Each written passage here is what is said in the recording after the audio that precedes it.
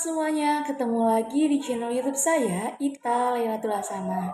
Pada video kali ini, saya akan membuat video pembelajaran terkait manajemen inovatif dengan temanya yaitu implementasi kinerja dalam manajemen sumber daya manusia nih teman-teman. Oke, untuk lebih detailnya lagi, langsung saja simak videonya, tonton terus sampai selesai ya. Implementasi kinerja dalam manajemen sumber daya manusia. Tingkat kinerja dibagi menjadi tiga, yaitu yang pertama, tingkat kinerja organisasi, tingkat kinerja proses, dan tingkat kinerja individu. Tingkat kinerja organisasi yaitu pencapaian hasil pada tingkat atau unit analisis organisasi. Kinerja pada tingkat organisasi ini terkait tujuan organisasi, rancangan organisasi, dan manajemen organisasi. Yang kedua yaitu tingkat kinerja proses. Kinerja pada proses tahapan dalam menghasilkan produk pelayanan dipengaruhi tujuan proses, perancangan proses, dan manajemen proses. Yang ketiga yaitu tingkat individu.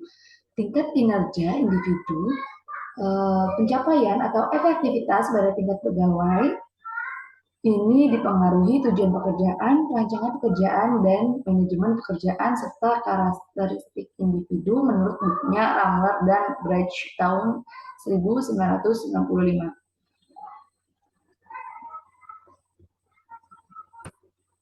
Untuk pendekatan pengukuran kinerja, yaitu ada pendekatan ukuran kinerja dalam melakukan pengukuran.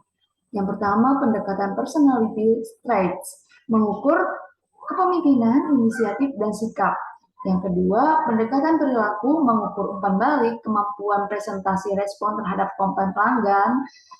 Yang ketiga, pendekatan hasil, yaitu mengukur kemampuan produksi, menyelesaikan produk sesuai jadwal, peningkatan produksi, atau jualan.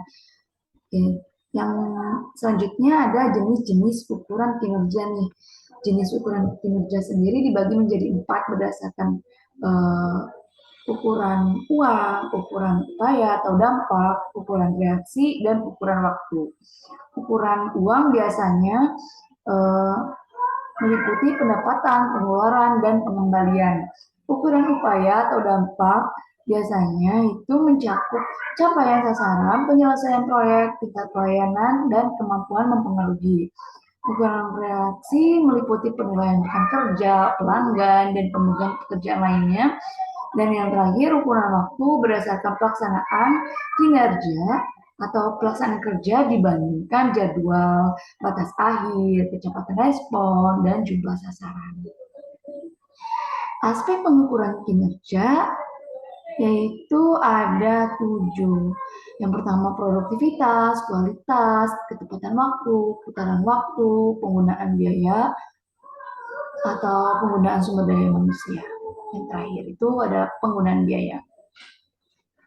Selanjutnya, ukuran kinerja dalam dimensi kualitas nih. Berdasarkan keandalan, daya tanggap, kompetensi, akses, kesopanan, komunikasi, kejujuran, keamanan, pengetahuan terhadap pelanggan, dan bukti langsung. Perspektif atau aspek balance scorecard dalam mengembangkan pengukuran kinerja. Pengukuran kinerja dari aspek keuangan, misalnya biaya administrasi, kemudian pengukuran aspek pelanggan, biasanya itu kepuasan pelanggan, pelayanan efektif. Yang ketiga ada aspek proses bisnis internal, yaitu sistem kontrol, pengadaan efektif, memenuhi sasaran kebijakan publik. Yang terakhir yaitu aspek pertumbuhan dan pembelajaran, tersedianya informasi, pembuatan keputusan kerja, dan kepuasan pegawai. Ada beberapa indikator untuk mengukur kinerja organisasi, yaitu yang pertama produktivitas, kualitas layanan, responsivitas, responsibilitas, dan akuntabilitas. Konsep kinerja dalam organisasi. Kinerja menurut The Scriber dalam Kamus Bantam English Dictionary tahun 1979 yang dikemukakan oleh Prawiro Sentono pada tahun 1999 berasal dari kata kinerja atau performance. Dari akar kata to perform mempunyai beberapa entities. Yang pertama, melakukan, menjalankan, melaksanakan. Yang kedua, memenuhi, menjalankan kewajiban suatu nazar. Yang ketiga, menjalankan karakter dalam suatu permainan. Yang keempat, menggambarkan dengan suara alat musik. Melaksanakan atau menyempurnakan sesuatu, tanggung jawab. Melakukan sesuatu kegiatan dalam memainkan permainan. Memainkan pertunjukan musik, dan melakukan sesuatu yang diharapkan oleh seorang atau mesin. Selanjutnya ada pekerjaan dan kinerja organisasi. Fungsi pekerjaan atau kegiatan yang terkait dengan kinerja organisasi atau perusahaan. Dalam fungsinya ada 5 nih teman-teman. Yang pertama ada pemasaran. Pemasaran sendiri itu adalah upaya untuk mengenalkan produk yang dimiliki oleh perusahaan kepada masyarakat umum. Yang kedua ada operasional, di mana perusahaan tersebut beroperasi dari mulai awal sampai hingga produk tersebut didistribusikan. Yang ketiga adalah keuangan. Dibutuhkan fungsi pekerjaan keuangan untuk mengetahui seluruh pemasukan dan pengeluaran dalam perusahaan dalam menjaga kestabilan atau keseimbangan perusahaan.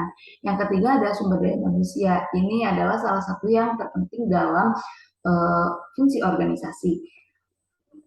Tugasnya untuk mengatur semua sumber daya manusia dalam mencapai tujuan, visi, dan misi perusahaan. Yang terakhir adalah strategi organisasi. Strategi organisasi ini bisa digunakan untuk sebagai dasar atau rancangan dalam menghadapi persaingan dengan kompetensi perusahaan yang berkompetisi. Jadi, selanjutnya, faktor peningkatan kinerja dibagi menjadi 2, yaitu faktor pendorong dan faktor penghambat. Dalam faktor pendorong, yang pertama, audit modal intelektual bertujuan memonitor dan mengatur modal intelektual perusahaan. Yang kedua, audit modal intelektual memerlukan tim yang terdiri atas ahli strategi organisasi, keuangan, sumber daya manusia, analisis, pengetahuan, properti intelektual, dan pemasaran. Selain ada faktor pendorong, biasanya dibarengi dengan penghambat. Apa sih hambatannya dalam peningkatan kinerja? Yang pertama adalah masalah yang melekat dalam sistem pengukuran manajemen pengetahuan itu sendiri. Yang kedua, sulit mengidentifikasi hubungan langsung antara inisiatif manajemen pengetahuan dan performansi perusahaan. Yang ketiga, manajemen biasanya meminta indikator saat kasat mata, seperti dampak terhadap performansi keuangan dan operasional lainnya. Yang terakhir yaitu semakin beragam dan kompleksnya stakeholder atau pihak yang berkepentingan terhadap eksistensi perusahaan. Terima kasih untuk pembelajaran mengenai implementasi kinerja dalam manajemen sumber daya manusia. Mungkin hanya sebatas itu ya teman-teman, semoga bermanfaat, dan terima kasih kepada teman-teman semua yang sudah menyimak video ini sampai habis atau sampai selesai. Jangan lupa like, komen, dan subscribe-nya ya teman-teman untuk mendukung keberlangsungan channel ini. See you, dadah, bye-bye, selamat jumpa kembali di video-video berikutnya. Pantengin terus ya. Terima kasih.